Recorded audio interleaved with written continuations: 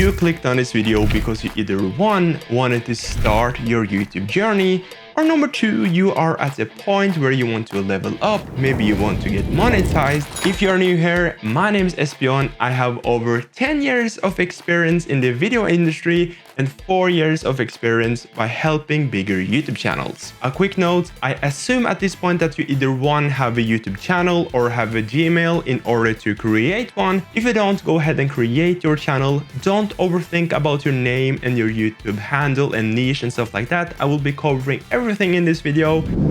In order for you to start on YouTube, you need to be a bit comfortable. You need to be comfortable by looking at yourself in front of the camera, hearing your own voice. I know a lot of people that hate to hear themselves on camera and they hate the way they look. They feel like their hair is sticking out and they start to overthink. We need to put all of that away and focus on what's important. Start before you are ready. I have said this so many times. When you are thinking to yourself, oh no, I need a camera, microphone, light. Oh, I didn't charge the battery for a camera. No, it's raining outside. Just start by recording a video. Don't think, click record and talk to your camera. It doesn't have to be anything special. Have in your mind, this video will not be posted, but I suggest you to just get to know your own voice, to be comfortable in front of the camera, show that video to some friends, and even though it can feel painful and cringe to see yourself on camera, just keep in mind you will get used to it. We need to decide by this point, how serious are you about YouTube? Are you going to post once a week, 2 times a week? How serious are you able to take YouTube? Maybe you have kids. Maybe you are like me and you have ADHD and you can't really concentrate, so you have to do this in a specific way. We need to figure out the best way for you to post on YouTube. Posting once a week is a really good thing to start out with because that will force you to commit to YouTube. And that will also give your subscribers a reason to subscribe because you continue on posting on the same weekday every single week, and that's a good way for both you and your subscribers to commit to your channel.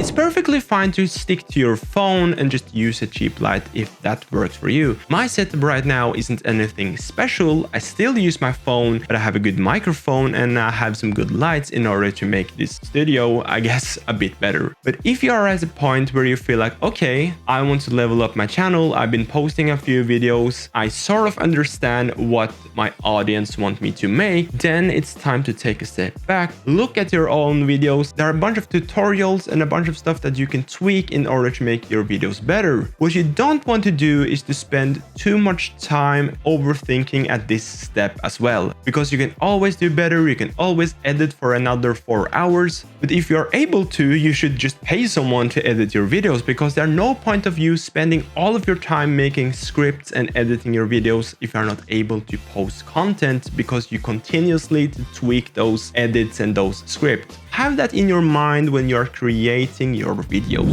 You want to start in the opposite end by making titles, thumbnails, and hooks for your videos. That's the most important part when it comes to starting a successful YouTube channel. Having a good title and researching that title, go on YouTube, search whatever you want to make a video on, and see, will this work for my channel? Use vidIQ and those keywords in order to understand, okay, is this a saturated topic? Maybe I should wait by making this video into a later date. Understand that YouTube title needs some sort of emotion. You want people to look at the title and have a sort of a feeling, sort of a curiosity. They want to click your video because they want to understand how to blah blah blah. You want your thumbnails to stick out so the viewers click on your thumbnails. There are a bunch of videos on how you can design your thumbnails. You don't need to have Photoshop. You can use Canva. You can use a bunch of apps on your phone. I see so many times that people are making a cool, high quality thumbnail,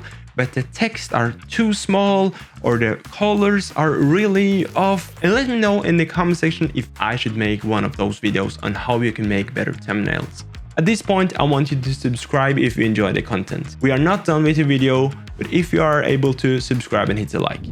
So it's really important that you spend the time on being creative and not spend a lot of time on stuff that will make small to none changes in your videos. Don't over edit a part in your video because it's going to be super cool, or don't spend a lot of time trying to make that one little thing perfect. If that point isn't something really important for that video, drop that point and continue on so you will be able to post more videos. So try to find a line where you are satisfied with your videos and you're not overspending to try to make it perfect. Understand that a bunch of people will just tune into your videos because they really wanted to understand and learn from what you are talking about. And it doesn't really matter if you have spent 5 hours animating this one part in the middle of your video, if no one clicks on your title, your thumbnail, and if you have a bad hook. The hook for your video is your first 30 seconds. If you start off your video like, "Hello guys and welcome back to my channel," that's too long. We want to tune that down a bit by following up with the title. If your title is "How to Bake the Perfect Birthday Cake," you will then follow your title by saying something like, "So this is the cake that I have made. Let me show you how you can do the same thing," for example. And here's the second thing. You have your hook. "This is the cake that I have made. I am a baker of 10 plus years. I have been baking a bunch of cakes for the king and the queen of England." You add in a small flex or a reason why they should continue watching your video by saying that you're a baker for over 10 years to sort of flex, to tell them, "Hey, you should trust me." And if you're able to include that in your hook and in your start of your video, for example. This is where we're gonna talk about your niche, the YouTube topic, what type of videos you want to create, the way you want to make your videos, the thing that is going to make YouTube a bit more fun.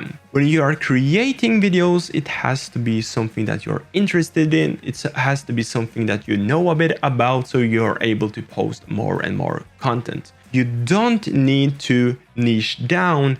If you, for example, are a mechanic, you don't need to work on one particular car brand. You can work on multiple cars.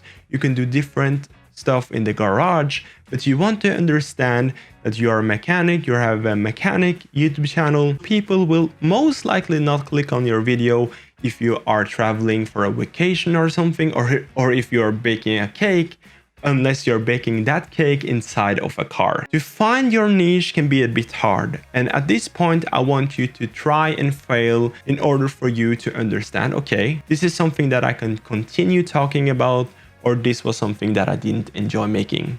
If you are passionate about something, you probably know a bunch of stuff about that one topic, and you can continue on and make new and new videos about that one topic. In order for you to understand YouTube a bit more, watch this video right here where I explain everything with vidIQ and vidIQ Remix. Remember to subscribe, and I will see you guys in the next one. Esbjorn, peace out, bye bye, goodbye, bye bye.